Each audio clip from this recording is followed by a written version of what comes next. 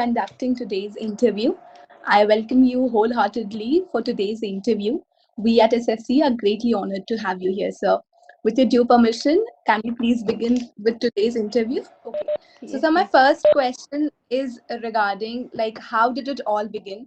When and how did you realize that you seriously want to indulge into some social work? See, I think it is a calling which comes to you right from your childhood. Although it is something which is very filmy to say, but no, this is the truth that it comes right from your childhood. Because, and if not from your childhood, at least when you're in your graduation phase. Because what happened, I did my graduation in journalism and mass communication, and at that time, journalism was the voice of the people. It was not like what it is in current times. In current times, it is a sellout of the government. This is not what journalism was before. Journalism actually was voice of the people at one point of time. So I wanted to be that voice of people, that voice of change, to bring a positive change in the society.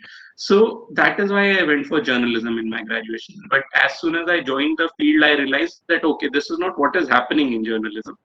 The reality inside is much more different, and that is what we are seeing today also on our television screens, also on the newspapers you receive also. So that is when I decided, okay, if journalism is voice of change, there's something also else which you can do, which is one-on-one connecting with people. And I've always loved working with children. So then I started volunteering for social causes. Then I joined an NGO called Amit Asha. It is for, so I worked for 1.5 years there. So basically it is for less privileged girl children. So I did a lot of good work there, bonded with the kids. And then after that, I thought that, okay, this is my field. So I did my master's in social work. So there I went for my field work to Tihad jail. So where I met a Bangladeshi Muslim national. So I advocated a lot for him. Then he went to Bangladesh, and then one thing led to the other, and then I wholeheartedly and full-fledgedly just entered into this field of social service and social work. Great, sir. Your journey is surely inspirational. But, sir, now moving on with the challenges. Every journey is accompanied with certain challenges. So, what were the different challenges in your case, and what was your strategy to deal with it? We'll see there are a lot of challenges because what happens when you go to a field like, for example, social work or social service, you think that you're going there for the people, for helping the people. And when you see the picture inside, sometimes you get demotivated. Like I always thought that I'll do my master's in social work, then I'll work in an international development organization, or I work in a good NGO. But this entire field of NGOs, because in India is blooming with NGOs, there are thousands and several of NGOs. See, most of the NGOs, they also have their one focus, that is on fundraising, that is on making more and more beneficiaries. Even if they're giving one packet of biscuit, that is a beneficiary. So then you start feeling disheartened. You start feeling that, okay, if every place is like this, then how am I going to work?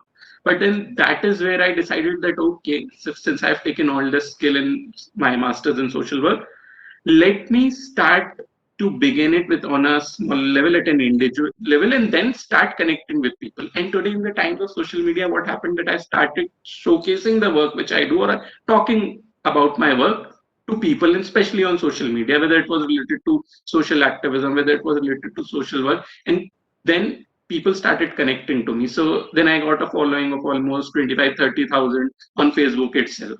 So on different platforms, I have this following. So now today, if I want to help someone, for example, I distributed food and ration kits during the entire lockdown. So for that, I didn't need the help of any NGO. For that, I could source it through my social media only. So people saw in social media that, okay, I'm helping, so they helped me. Also, I'm doing my PhD in gender studies from Jamia. So the president of the Jamia Teachers Association, they helped me with a lot of money so that I can buy more and more food and more ration kits. So you have to find a way. If, for example, some NGO is not your calling, so if you don't think that you're that kind of a person who would be happy in a job in which maybe you have to do something which you're not inclined to do. So you can do it alone also. You can do it with a like-minded team also. You can do it with a lot of brilliant and bright youngsters also, like you and like your team. So whose sole motive is to actually work for the people to do something good. Maybe you're doing it on a smaller scale, maybe the NGOs are doing it on a much larger scale, but at least you have that satisfaction that what you're doing is authentic, what you're doing is genuine. Right. Thank you, sir. So my next question is regarding the current gloominess in the environment. And when I say this is in a very totality, I'm in covering the entire totality, be it the environment sector, be it in the social sector, the political sector. We find a lot of problems coming up. What do you think is the greatest problem that we must attend at a war foot, and how do you think we should do it? Well, currently in a country like India, we are actually dealing with a lot of problems, and COVID has made things worse. I don't think that the handling of COVID, this entire lockdown thing, was very well thought of. I thought that it has really, really hit the poor very bad. And the only thing in which the only if you'll ask me for one solution, I'll say that we'll have to work on a higher level of hope because people have started losing hope. They started losing hope every year because of the actions of the government also, because of the entire economic slowdown also. They started losing hope, and we have to work on hope, and this cannot be done spiritually alone. This is Right. not something, see, I'm basically not a motivational speaker that I can talk about hope and we'll do it spiritually. We can only do it on a larger level when we start making a change on the ground, when we start realizing the problems of the people, when we start connecting with the pain of the people. And that is only when we'll be able to instill hope in them. And that is only when we'll be able to show a way to them. And obviously, that would require investment. That would, at the forefront, require that the government should stop taking wrong policies, wrong moves. Like, for example, I really want to know that we have a vaccine now, we have everything now, then why every other day we have these rumors of lockdown and everything? So either the vaccine is a failure. If the vaccine is not a failure, then what is the plan of the government to actually move towards a direction where these rumors of lockdown, where these rumors in which people are limiting themselves? So for example, if universities will remain closed for a year, 2 year, won't people will stay limited? Won't students, the bright future of this country, won't they stay limited? This is not what they signed up for. They're not doing any Right. distance schooling. So they need to go inside the universities, they need to get that exposure. The poor, they cannot be limiting themselves anymore now because of the coronavirus, because of the COVID situation. They have to go out, they have to work. So that enabling environment we have to give them. And obviously the policymakers, the civil society, all of us have to come together and work in a direction in which we can give them that enabling direction in which they get hope that okay, they can rise above, they can rise up this problem. Okay, that's really very well answered, sir. Now I'll move on to different aspect of your vivid personality, and that is your writing skills. So writers are said to be the movers and shakers of society. So how did the writer in you basically take birth? And also what really fuels your writing?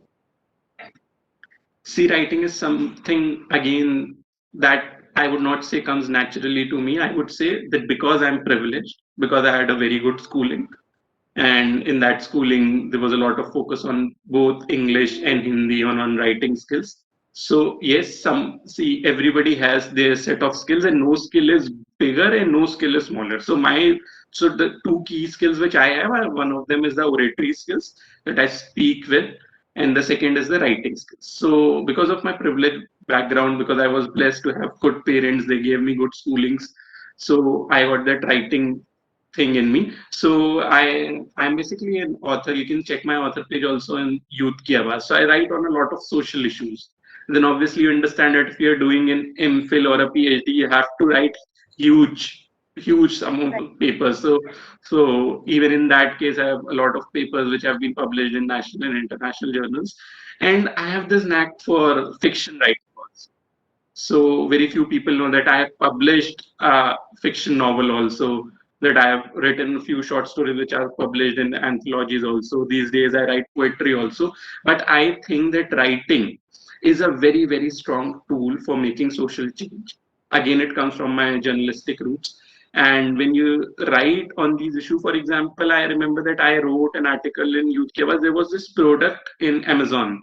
So it was a product basically for tires. So the way that product was, I would say position. It was positioned like this: that okay, when women get married, so on their first night, for their husband to feel more comfortable, they can, and for their husband to feel some that they're having sex with a virgin, they can use this particular product, and this would help in tightening of their muscles and all. And I found it very patriarchal, and I found it very, very stupid. So I wrote an Yes. article on it on Youth Ki Awaaz, that why is Amazon selling such a patriarchal product, and the way that product is positioned. See, I do not have a problem if any woman with her own choice is using any product. But that is not how things take place in India, or, for example, in any country in South Asia. Okay? You, as women, are actually they are being stuffed with with these products with patriarchal thoughts, with patriarchal advertisements, and that is where the problem comes. So I wrote this article on Youth Kevas, and then Amazon had to actually withdraw that product because of this article from their website. So it is a very important tool of social change. And I remember I started petition when in Jamia my friends were beaten in the libraries. I started that petition on change.org. It also received around 1,80,000 signatures. So again, when you're writing that petition, you have to be very articulate. You have to make your points very clear that okay, this is what I believe in, that the human rights of my friends have been violated and they should get justice. The police have been unfair. They have done some inaction. So this is where writing helps you. So all of this actually, when you combine in a package, then you get some 360-degree sort of a thing, that okay, wherever it is needed, I'll go, I'll speak in a language which the masses understand. But I also need to write so that it reaches people who can actually make a change. So for example, if a Youth Ki Awaaz article is reaching to students, okay, Right. they are on Twitter, they are on Facebook, they can actually voice their opinion on it. So I also used to write articles for HW News. I have also written articles for the Viral. So this happens, and yes, writing helps you to grow in your social work and social activism phase. Right, sir. So I must conclude that again, society was the fuel for your writing skills too.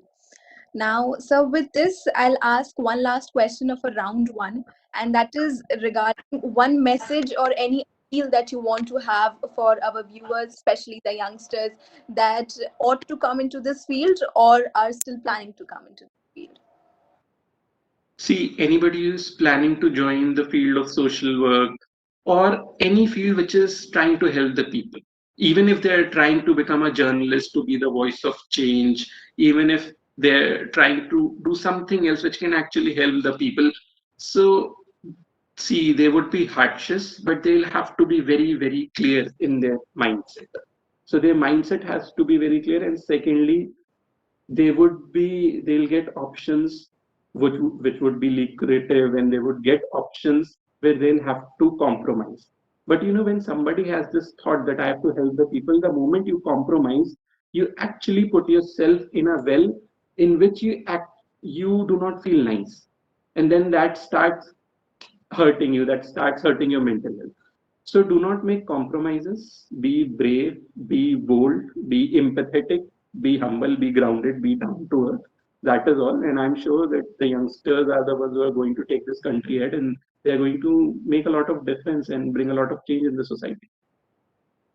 Great, sir. I'm pretty sure that the youth would connect to this and would be inspired from it. So, sir, next round is regarding the rapid fire. And as the name suggests, it would be quick and short questions. So, sir, what excites you more, spending time outdoor or indoor? Spending time outdoor, Outdoor. Reading books or writing something? writing something, Okay, let's pick this up. A day well spent with social benevolence or some thoughtful writing? social benevolence, Okay.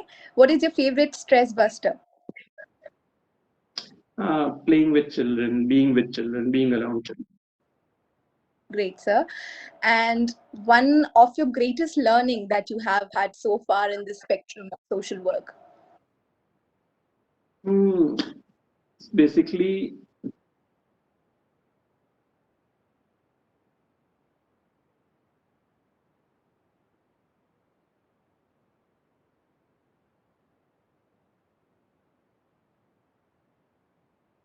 my specialization in counseling career practice. I also counsel.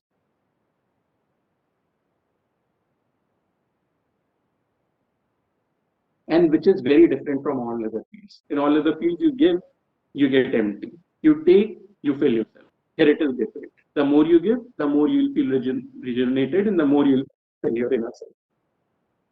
Okay, that's really very beautifully answered, sir.